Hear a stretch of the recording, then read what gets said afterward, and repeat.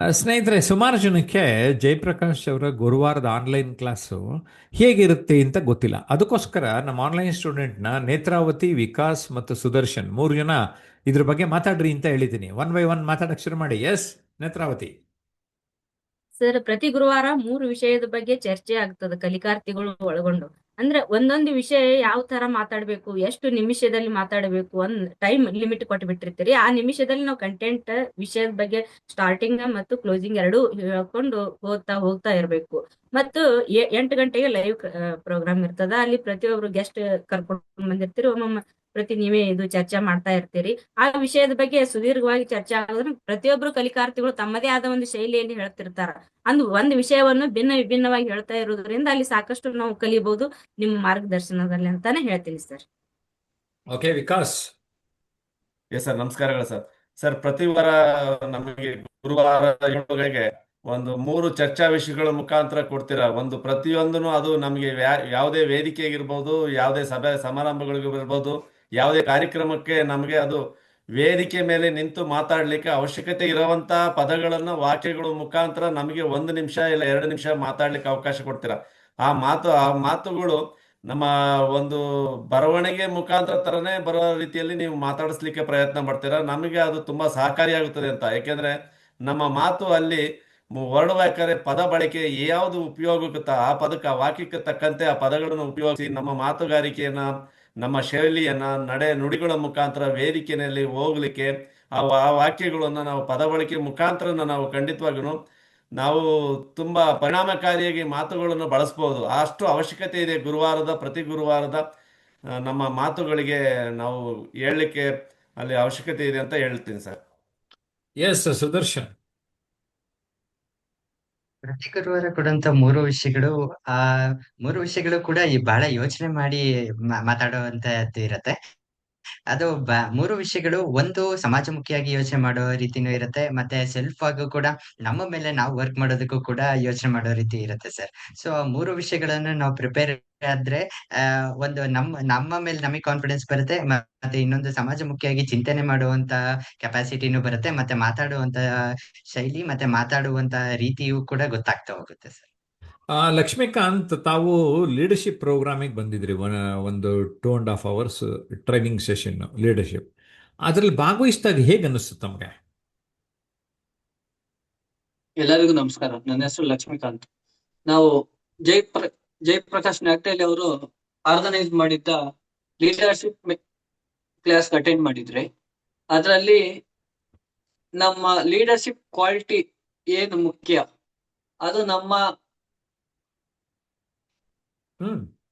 ಹೇಳಿ. ನಮ್ಮ leadership quality ನಮ್ಮಲ್ಲಿ ಜೀವನದಲ್ಲಿ ಎಷ್ಟು ಮುಖ್ಯ, ಅದು ಯಾವ ಯಾವ ಅಂಶಗಳು ನಮ್ಮ ಇದ್ರೆ ಎಷ್ಟು ಮುಖ್ಯ ಪ್ರಯತ್ನ. Okay, thanks. ಎಸ್. ನಮ್ಮ ಜೊತೆ ಸುದರ್ಶನ್ ಕೂಡ, ನೀವು ಲೀಡರ್ಶಿಪ್ ಬರಲಿಲ್ಲ ಅಲ್ಲ ಸುದರ್ಶನ್? ನೀವು ಒಂದು training programme industrial sales corporation ಟ್ರೈನಿಂಗಿಗೆ ಕರ್ಕೊಂಡು ಹೋಗಿದ್ದೆ ನಾನು.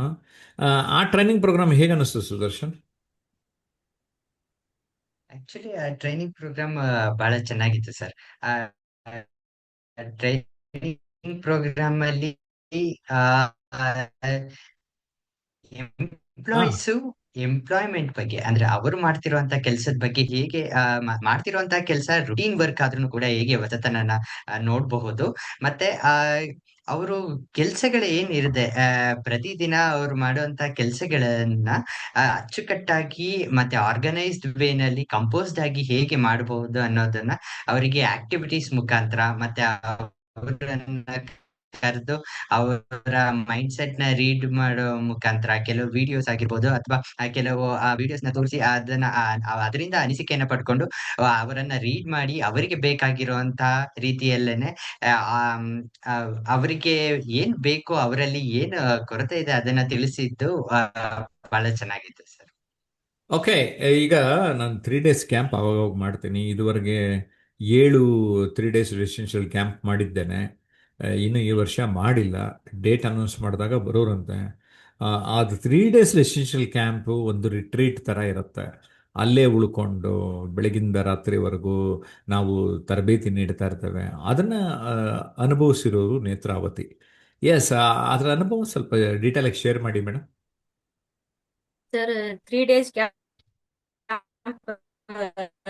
ತುಂಬಾ ಚೆನ್ನಾಗಿ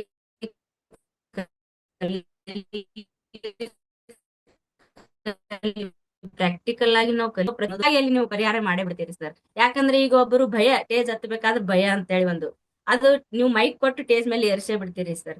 ಅಲ್ಲಿ ನಮ್ದು ಭಯ ಹೋಗ್ತದ. ಅಂದ್ರೆ ಮಾತಾಡ್ತಾ ಮಾತಾಡ್ತಾ ನಿಲ್ಲು ಭಂಗಿ ಹೆಂಗಿರ್ಬೇಕು, ನಮ್ ಬಾಡಿ ಲ್ಯಾಂಗ್ವೇಜ್ ಹೆಂಗಿರ್ಬೇಕು, ವಾಯ್ಸ್ ಮಾಡ್ಯುಲೇಷನ್ ಯಾವ ತರ ಇರಬೇಕು, ಮತ್ತೆ ಐ ಕಾಂಟ್ಯಾಕ್ಟ್, ಹಿಂಗ್ ಪ್ರತಿಯೊಂದನ್ನು ನಾವು ಕಲಿತಾ ಹೋಗೋದಂದ್ರೆ ಎಲ್ಲಾ ಕ್ಷೇತ್ರದ ಜನರು ಇರ್ತಾರ.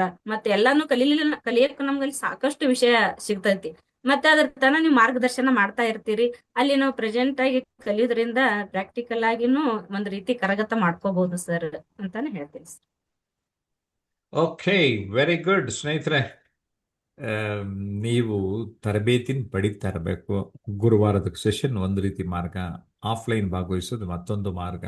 ನಿರಂತರವಾಗಿ ಯಾವುದೇ ಆಗಲಿ ಕನ್ಸಿಸ್ಟೆಂಟ್ ಎಫರ್ಟ್ ನಿಮ್ಮನ್ನ ಮುಂದೆ ತಗೊಂಡೋಗುತ್ತೆ.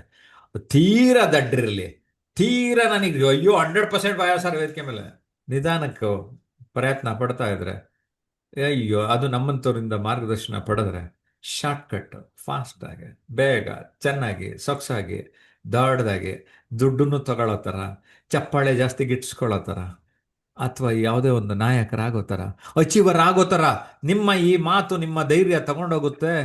ಎಷ್ಟೊಂದು ಭಯ ನಿಮ್ಮ ಜೀವನದಲ್ಲಿ ಬೇರೆ ಭಯಗಳಿದ್ರು ಬಿಟ್ಟು ಹೊರ್ಟೋಗುತ್ತೆ. ಏನಂತೀರಿ? ಕಾಮೆಂಟ್ ಮಾಡಿ. ಬಾಯ್ ಬಾಯ್.